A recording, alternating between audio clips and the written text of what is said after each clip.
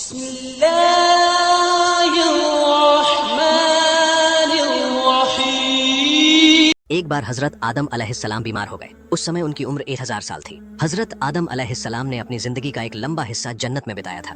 جب ان کی زندگی کے انتم دن نزدیک آئے تو انہیں جنت کی نعمتوں اور وہاں کے پھلوں کی یاد ستانے لگی۔ انہوں نے اپنے سبھی بچوں کو بلا کر کہا، میرا انتم سمے قریب ہے، مجھے جنت کی ان گنت نعمتوں اور وہاں کے پھلوں کی یاد آ رہی ہے، کیا تم میرے لیے جنت کے کچھ پھل لا سکتے ہو؟ یہ سن کر ان کے سبھی بیٹے جنت کے پھلوں کی تلاش میں نکل پڑے، لیکن حضرت شیش علیہ السلام اپنے پتا کی سیوا میں لگے رہے۔ کافی سمے بیت جانے کے بعد بھی جب ان کے بیٹے واپس نہیں لوٹے تو حضرت آدم علیہ السلام نے حضرت شیش علیہ السلام سے کہا، اے میرے بیٹے، لگتا ہے کہ تمہارے بھائیوں میں سے کوئی بھی جنت کے پھل لانے میں سفل نہیں ہوا۔ شاید انہوں نے اللہ سے مدد مانگنے کی دعا نہیں کی ہوگی۔ اگر وہ اللہ کے اتنے قریب نہیں ہیں کہ ان کی دعا قبول ہو تو وہ دنیا میں جنت کے پھل کیسے لا سکتے ہیں؟ لیکن تم اللہ کے قریبی بندے ہو، میرا وشواس ہے کہ اگر تم اس پہاڑ پر جا کر اللہ سے دعا کرو گے تو اللہ تمہاری دعا ضرور قبول کرے گا۔ حضرت شیش علیہ السلام نے جواب دیا، ابا جان، آپ دنیا کے پہلے رسول ہیں، اللہ رب العالمین نے آپ کو اپنے ہاتھوں سے بنایا ہے، اگر آپ اللہ سے دعا کریں گے تو وہ ترنت آپ کی خواہش پوری کریں گے۔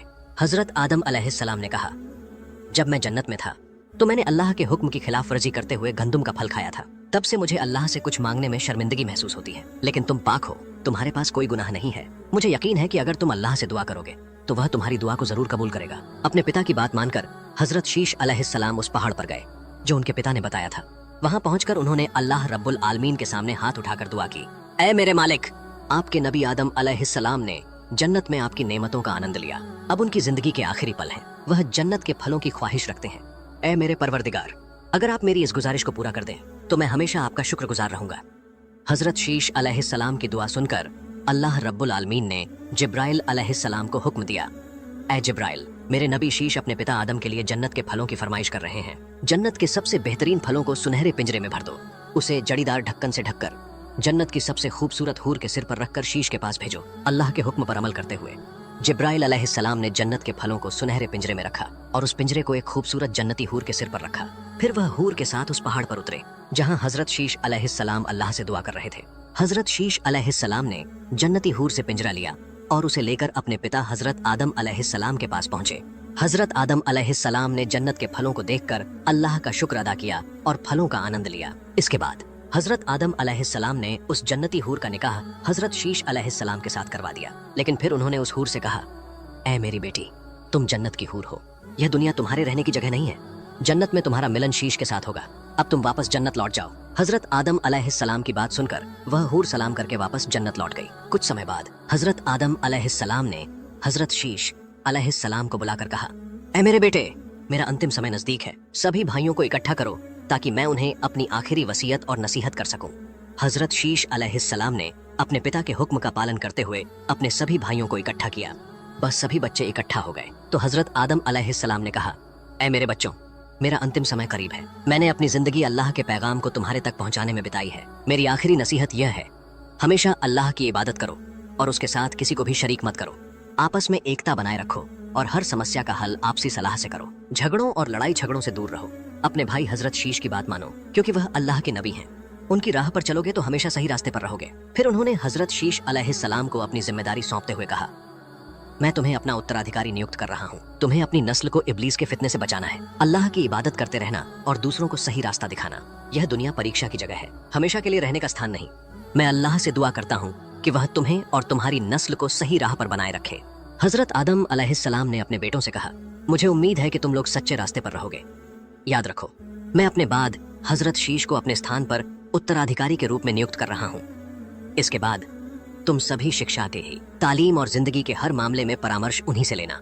پھر حضرت آدم علیہ السلام نے حضرت شیش سے مخاطب ہو کر کہا، اے میرے بیٹے، یاد رکھنا یہ دنیا کٹھنائیوں سے بھری جگہ ہے، یہ استھائی نواس کا ستھان نہیں ہے، ہر انسان کو یہاں سے رخصت ہونا ہے، ابلیس تمہارا سب سے بڑا دشمن ہے، اس لیے ہمیشہ سترک رہنا، تمہاری ذمہ داری ہے کہ تم اپنے بھائیوں اور سنتانوں کی نگرانی کرو، دھیان رکھنا کہ ابلیس تمہیں یا تمہارے پریوار کو گمراہ نہ کر سکے، وہ ہر سمے اپنی چالوں سے تمہیں پھنسانے کی کوشش کرے گا، تمہیں اپنے پریوار کو بار بار نصیحت کرنی ہوگی کہ وہ صحیح راستے پر چلیں اور ہمیشہ اللہ کی عبادت کریں۔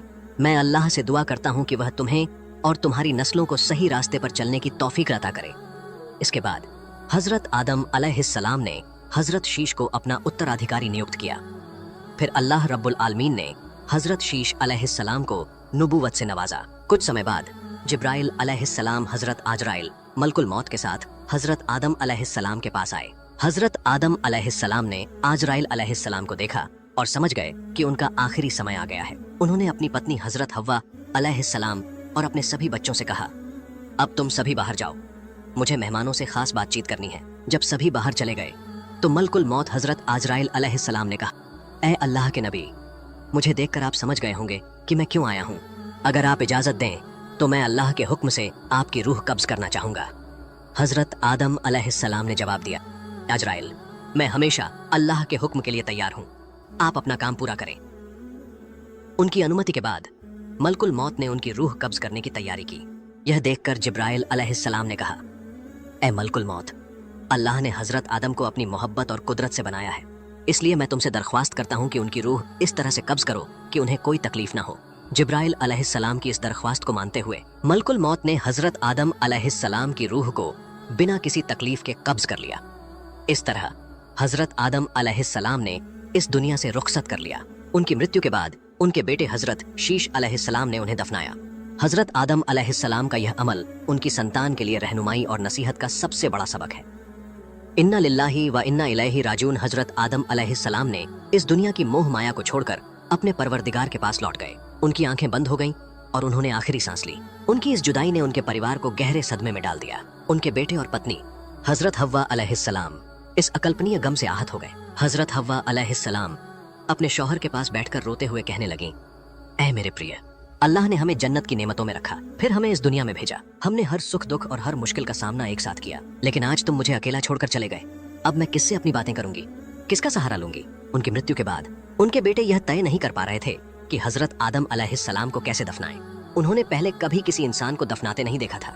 इस समस्या को हल करने के लिए अल्लाह रब्बुल आलमीन ने जिब्राइल अलैहिस्सलाम को भेजा। जिब्राइल अलैहिस्सलाम ने हजरत शीश अलैहिस्सलाम को दफन कफन का सही तरीका सिखाया। उनके मार्गदर्शन के अनुसार हजरत आदम अलैहिस्सलाम को सरण द्वीप के एक पहाड़ पर दफनाया गया।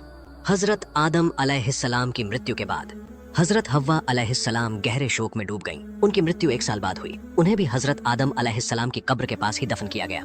प्रिय दर्शकों, यह कहानी हमारे पहले पिता और माता हजरत आदम अलैहिस्सलाम और हजरत हव्वा अलैहिस्सलाम के जीवन और मृत्यु की है। इससे हमें सीख मिलती है कि यह दुनिया स्थायी निवास नहीं है। हमें हमेशा अल्लाह की इबादत करनी चाहिए और सच्चाई के रास्ते पर चलना चाहिए। अल्लाह रब्बुल आलमीन से दुआ है कि हमें सही रास्ता दिखाए और हमें नेक बंदों में शामिल करे। आमीन।